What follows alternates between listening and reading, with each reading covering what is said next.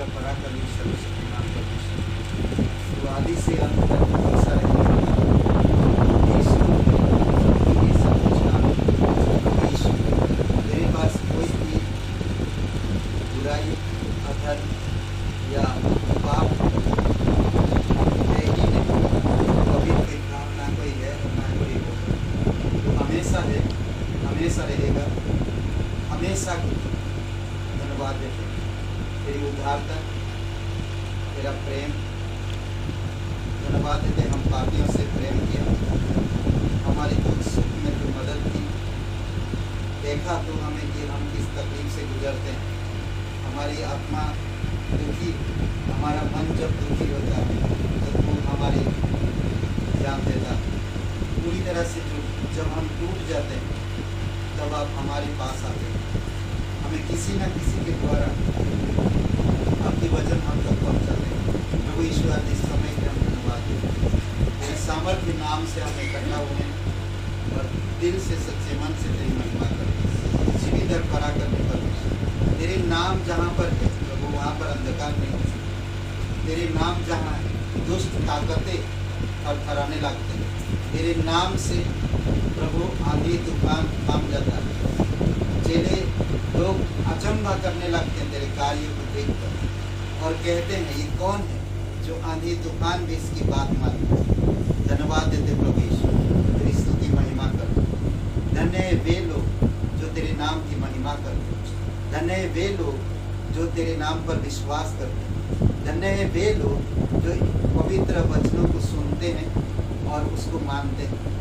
धन्यवाद देते प्रभु यीशु, तेरी महिमा करते। जीवित और पराक्रमी परमेश्वर, अभिषेक करो इस समय को। जो भी हम लोग बातचीत करें, प्रार्थना करें, प्रभु तेरी अनुग्रह। धन्यवाद देते यीशु मसीह के नाम से मांगते हैं, आमीन।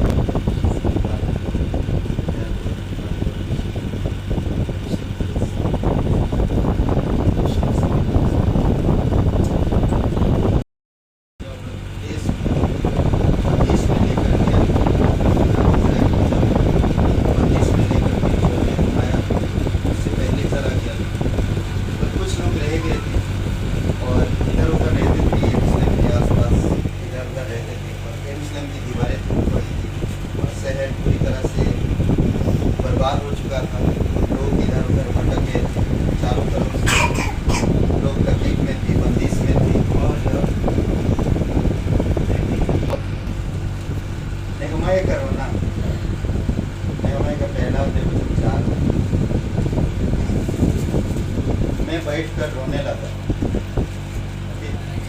3 और 4 दोनों वचन पढ़िए, 3 और 4। उन्होंने मुझसे कहा, जो बचे हुए लोग बलवाई से छूटकर स्थान में रहते हैं वे बड़ी दुर्दशा में पड़े हैं और उनकी चिंता होती है, क्योंकि यरूशलेम की शहरपनाह टूटी हुई है और उसके फाटक जले हुए हैं।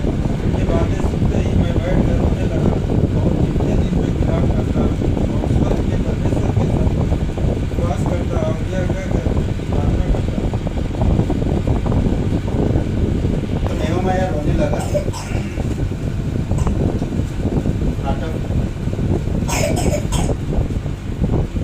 पूरी तरह से लोग, शहर, नगर पूरी तरह से तकलीफ में था और चारों तरफ से मुश्किल था, मुसीबत था सभी लोगों में और परिस्थिति एकदम अलग था। यहाँ पर कहता, मैं बैठकर रोने लगा, जितने दिन तक विलाप करता रहा और स्वर्ग के परमेश्वर के सन्मुख परमेश्वर के सन्मुख वास करता और यह कहकर प्रार्थना करता रहा। अद्भुत है, वो प्रार्थना कर रहा, वास कर रहा, देश के लिए, शहर के लिए, नगर के लिए। वो किधर नहीं गया, किसी को इकट्ठा नहीं किया, किसी को कुछ नहीं कहा, बल्कि परमेश्वर के सन्मुख आया। आज हमारे देश में कितने सारे लोग अंधविश्वास में, कितने सारे लोग आज धर्म के बारे में, कई सारे लोग आज तकलीफ में, परेशानी में हैं, लोग आज भटक रहे हैं ना। और हमें आज मिलकर परमेश्वर के सामने आकर घुटने पर प्रार्थना करना चाहिए। नेहमाया अपने नगर के लिए, अपने लोगों के लिए वो रोने लगा और परमेश्वर के सामने उपवास करने लगा। परिस्थितियों ने नेहमाया को इतना बोझिल कर दिया था कि वह बैठकर रोने लगा, इतनी बोझिल कर दिया। आज अगर हर एक विश्वासी अगर सोचने लगे तो हमारे देश में जागरूकता आएगी, हमारे देश में उद्धार आएगा। वो उपवास करने लगे, बिना बताए परमेश्वर के सामने रोए, अपने लोगों के लिए, अपने देश के लिए, अपने नगर के लिए उपवास करें। हमारी देश में जागरूक होगी और परमेश्वर की महिमा होगी, उद्धार, लोग उद्धार में आएंगे। बोझिल हो गया कौन? नेहमाया, और बैठ कर रोने लगा। और उसने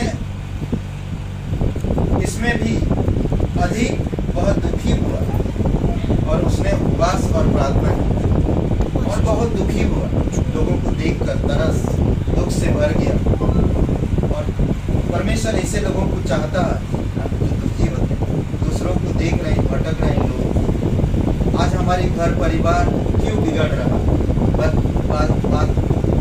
बच्चे बात क्यों नहीं सुनते? क्योंकि हम बोझ नहीं ले पा रहे, हम उपवास नहीं कर पा रहे और कर भी रहे तो हो सकता हमारी कहीं ना कहीं स्वार्थीपन हो सकता है। नेहमाया पैसा नहीं, नेहमाया देश के लोगों के, नगर के देखा चारों तरफ से दुश्मन पूरी तरह से बेकार कर दिया और लोग इधर उधर भटक रहे, कहाँ कौन क्या खा रहा, कैसे जी रहे, कैसे रह रहे, वो सब देखकर तकलीफ हुआ, सुनकर युवा वचन 3 में क्या कहना पड़ेगा? उन्होंने मुझसे कहा, जो बचे हुए लोग बलवाई से छूटकर स्थान में रहते हैं वे बड़ी दुर्दशा में पड़े हैं और उनकी चिंता होती है, बड़ी यरूशलेम की शहरपनाह टूटी हुई और दुर्दशा में पड़े और उनकी बदनामी हो रही और शहर बना टूटा हुआ, दीवारें टूट गई। सुनकर ये बातें उसका बोलने लगी, सुन के मेरे कलेजा फट गए और वो दुख से भर गया और वो रोने लगा, बोझिल हो गया पूर्ण रूप से। और फिर कहता कि वह सब उसने स्वर्ग के परमेश्वर के सन्मुख किया। वो इधर उधर नहीं भटका, किसी से सलाह नहीं लिया, सिर्फ आकाश और पृथ्वी बनाने वाले परमेश्वर के सामने गिड़गिड़ाए, रोया। प्रभु यीशु मसीह ने भी इसी प्रकार किया था। अगर हम प्रभु यीशु मसीह को देखेंगे तो जब प्रभु यीशु मसीह यरूशलेम को देखा, यरूशलेम के लोगों को देखा तो वो भी कहते कि यीशु मसीह ने भी इसी प्रकार जब उसने नगर को पाप और दुख में पड़े देखा, लूका का 19 और 41 वचन में, जब वह निकट आया, यरूशलेम के निकट आया, तो नगर को देखकर उस पर रोया। हाँ? वो दुर्दशा को देखकर, लोगों की पापों को देखकर वो रोया। आज हम बच गए, हमें उन लोगों को बचाना है। यीशु हमें बचाया ताकि हम दूसरों को बचा सकें। आज बहुत सारे लोग बीमारी में हैं, बहुत सारे लोग दुख में हैं, बहुत सारे लोगों की शादी टूट रही है, बहुत सारे लोग आज भटके हुए, बहुत सारे लोग आज भ्रमित हैं। आज जवान लोग बातें नहीं सुनते, किसी की नहीं मानते। हम उनके लिए परमेश्वर के सामने घुटने टेकना, उनके लिए रोना, उनके लिए हमें प्रार्थना करना, दुखी होना। कुछ याद करें, बाइबल में बहुत से ऐसे उदाहरण है। अगर हम देखेंगे तो अब्राहम दुख के आंसू बहाया ना, जब उनकी पत्नी उनका साथ में 127 वर्ष के होकर उसकी पत्नी सारा खत्म हो गई। अब वो रोने के लिए, रोना और छाती पीटने के लिए हो गया। अब देखा कि बाप और है अब मेरे साथ ही नहीं रहे। उसके साथ उन्होंने बहुत सारी प्रतिज्ञाएं, परमेश्वर की प्रतिज्ञाओं को प्राप्त की। परमेश्वर की प्रतिज्ञाओं के द्वारा उनकी गवाही एक अद्भुत रीति से था। और हम देखते हैं कि वो ये आंसू कैसा था, अब्राहम के दुख के साथ आंसू, दुख के साथ ना, मेरी पत्नियां भी। आज सोचिए कि प्रभु यीशु मसीह कलीसिया को जब देखता है, लोग अपनी अपनी तरीका से प्रार्थना करते हैं, लोग अपनी जॉब के लिए, लोग अपनी करियर के लिए, लोग अपनी सफलता के लिए, लोग अपनी घर के लिए प्रार्थना करते। तो यीशु जब देखता कलीसिया को तो कितना दुख होता भाई। कलीसिया में एकता नहीं, मिलकर प्रार्थना नहीं कर रहे। देश में कितने सारे अविश्वासी लोग, उनके बारे में कोई सोच नहीं रहा। इब्राहिम का जब पत्नी को देखा, पत्नी आप नहीं रहे। कई सालों तक वो लोग काम किए साथ में, परमेश्वर की हर एक वचन का आज्ञा माने साथ। अब वो पत्नी नहीं रहा, वो रोया, दुख का आंसू। ऐसे ही आगे पश्चाताप के आंसू। एक राजा था जो परमेश्वर के लिए अच्छा किया और उसका पश्चाताप का आंसू। वो इस प्रकार कहता, दूसरा इतिहास का 34:17 में, तूने बातें सुन कर दीन हुआ ना। उसने बातें सुना, उस किताब की, परमेश्वर की वचन की बातें सुना और सुनकर दीन हुआ। परमेश्वर के सामने अपने सिर झुकाया, वस्त्र फाड़ कर मेरे सामने रोया, उसके सामने, परमेश्वर के सामने रोया। इस कारण परमेश्वर तेरा सुनेगा। अद्भुत है। आज जब हम परमेश्वर की सुनते हैं और अपने आप को दीन करते हैं और परमेश्वर के पास आकर घुटने टेकते हैं, अपनी सर झुकाते हैं, परमेश्वर हमारी सुनता है। आज हमारी, जिस तरह परमेश्वर हमें किसी के द्वारा हमें बचाया, उसी प्रकार हम सभी के द्वारा दूसरों को बचाना चाहते हैं, घर में शांति लाना चाहते हैं। कई सारे घर में आज अशांति है, दुख है, पीड़ा है, परेशानियां हैं। लोगों के पास आपकी एक प्रार्थना किसी के घर में शांति ला सकता है, कोई बीमारी व्यक्ति को चंगाई ला सकता है, कोई भटके हुए इंसान को रास्ता दिखा सकता है। किसी न किसी व्यक्ति के पास आपकी प्रार्थना का सामर्थ्य पहुंच जाएगा। पापी के प्यार के आंसू ना, एक पापी प्यार के आंसू, वो परमेश्वर से, यीशु मसीह से इतना प्यार करती। पापिनी स्त्री, लूका का 7वां अध्याय, ये प्यार के आंसू, वो परमेश्वर से बहुत प्यार करती थी। वो बिना परवाह करते हुए उस घर में चली गई। एक बड़े घर के, बड़े इंसान के घर में जब यीशु वहाँ पर था, तो उसने अपना इत्र उड़ेल दी। वो रोने लगी, यीशु के चरणों पर बैठी रही और रोती रही और अपनी आंसुओं से उसका पैर भिगोया और अपने बालों से उसके पैर पोंछ रहे। प्यार, आंसू ना, पाप का प्यार,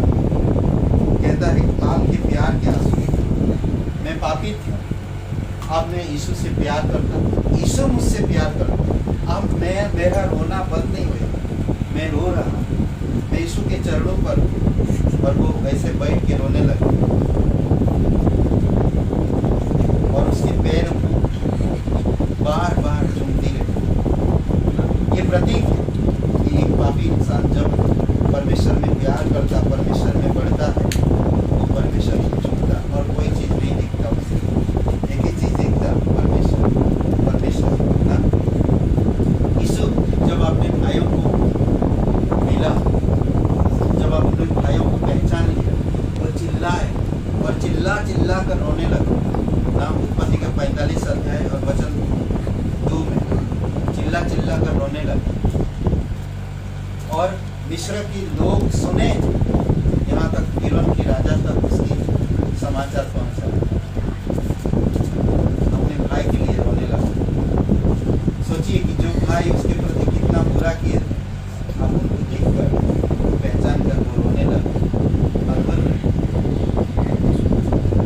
इजरायलियों की शिकायत के आंसू, शिकायत, हमें कुछ मिल नहीं रहा, अरे इतना दिनों से प्रार्थना कर रहे, अब हमें मांस, मछली, रोटी कौन खिलाएगा? शिकायत कर रहे। क्यों ये सब बंद हो रहा है? क्योंकि वो लोग कामुकता में बढ़ने लगे, गलत संबंध रखने लगे, आपस में निंदा पाप में बढ़ने लगे। इसी कारण से पाप बढ़ी। ये गिनती का किताब 11:4 में फिर जो मिली जुली भीड़ उसके पास साथ थी, वह कामुकता करने लगे और इजरायली फिर रोने और कहने लगे, हमें मांस खाने को कौन देगा? अब परमेश्वर हमसे नाराज है, परमेश्वर हमसे क्रोध है, शिकायत कर, हम कहाँ से खाएंगे, हमें कौन खिलाएगा? इजराइल की शिकायत के आंसू, पतरस के पछतावा के आंसू, पछतावा, उसने इनकार किया ना, यीशु को इनकार किया। यीशु ने कहा था, तो मुझे 3 बार इनकार करे, तो मुझे इनकार करे, और बात देने से पहले इनकार करे। जब उसको पता चला, हाँ मैं सच में इनकार किया, वो रोने लगा। ये लूका का 22:62 वह बाहर निकाल कर फुट कर रोने लगा, जोर से फुट कर रोने लगा। कौन? पतरस। और हम देखते हैं अभी और एक उदाहरण, यीशु मसीह इस तरह लोगों को देख कर रोने ना। यीशु के तरस के आंसू, यूहन्ना 11:35 यीशु रोया। और ये बाइबल की सबसे छोटा वचन, यीशु रोया। क्यों रोया? क्योंकि लोग भौतिक जीवन के बारे में सोच रहे हैं, आत्मिक जीवन के बारे में नहीं सोच रहे। आज कोई भी इंसान आत्मिक जीवन के बारे में नहीं सोचता।